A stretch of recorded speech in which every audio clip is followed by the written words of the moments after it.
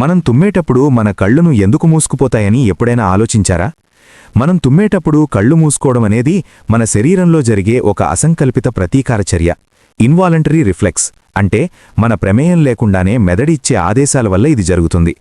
మనం తుమ్మేటప్పుడు ముక్కులోని నాడీకణాలు మెదడుకు సంకేతాలు పంపిస్తాయి. ఈ సంకేతాలు తుమ్మును ప్రేరేపించే క్రమంలో ముక్కు, నోరు, గొంతు కండరాలతో పాటు కంటి కండరాలను కూడా ఉత్తేజితం చేస్తాయి. ఈ నాడులన్నీ ఒకదానికొకటి దగ్గరగా ఉండటం వల్ల తుమ్మేటప్పుడు కనురెప్పలు ఆటోమేటిక్గా మూసుకుంటాయి. తుమ్మినప్పుడు మన ముక్కు మరియు నోటి ద్వారా గాలి చాలా వేగంగా గంటకు సుమారు 160 కిలోమీటర్ల వేగంతో బయటకొస్తుంది. ఆ సమయంలో కొన్ని వేల సంఖ్యలో బ్యాక్టీరియా మరియు క్రిములు కూడా బయటకొస్తాయి.